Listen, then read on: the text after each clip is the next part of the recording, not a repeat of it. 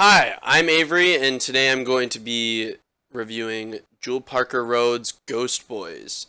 Originally I didn't expect this to be on my list, um, but my mom read it and said that it's super important for me to read it, um, just due to the times right now in the political climate, um, due to all the police shootings and the protests and everything. This was written, I believe, in 2018 and is just as relevant today as it was then, and it's always been. Um, it's heartbreaking, but it's so important to read. I couldn't put it down once I read it or once I started reading. I started yesterday morning around like 9 and didn't put it down until I finished around like 2. But it was great book. Right from the beginning, your heart is like ripped out. But so what it's about is this kid. It's not spoiler because it happens in the first, I think, page.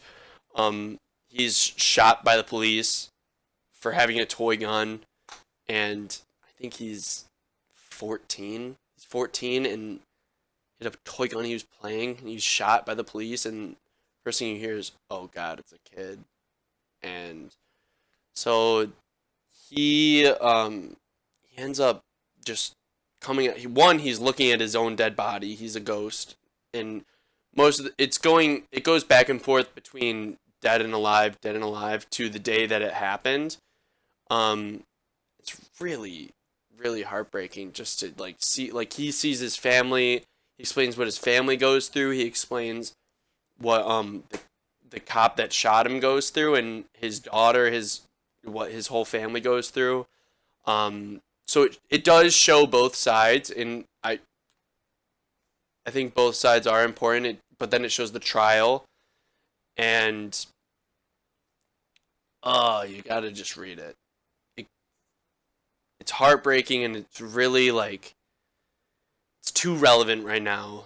Luckily, a lot of the protests have sparked good outcomes and a lot more accountability for cops. But like in this book, it shows that not every story goes like that. And even when there's a video and there's protests, sometimes it doesn't go the way that it should. And this book perfectly shows it, but it proves that just because that person wasn't held accountable doesn't mean that his whole life needs to be like that. Like the cop, everyone has a redemption arc in this story, but it also, my favorite part about it is I shouldn't forget the name. Um, Emmett, some Emmett. There's so while he's a ghost, he comes in contact with a lot of other ghosts of black kids that have been murdered by police officers or in just unjust ways, like the KKK, and like just regular people murdering and nothing being done. Um, and if you look up, like um, they used real names in real trials, real everything is real. I'm not sure if the main story is true, but it pulls from real events.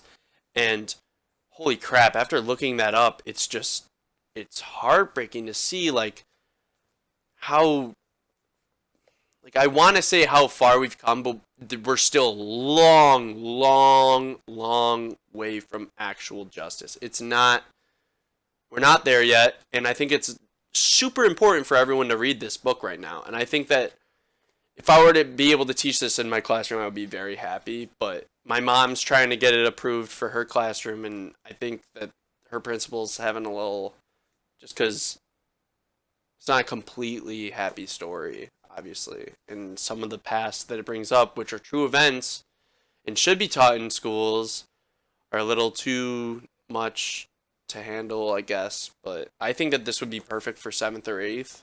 I really think that both age groups could handle this. My mom's a 6th grade teacher, so that's why she's running into more conflict for it. But I think that it's super, super important to read right now. If you haven't read it, definitely check it out. I don't want to spoil too much, but this is a must read right now, and it's really, really good.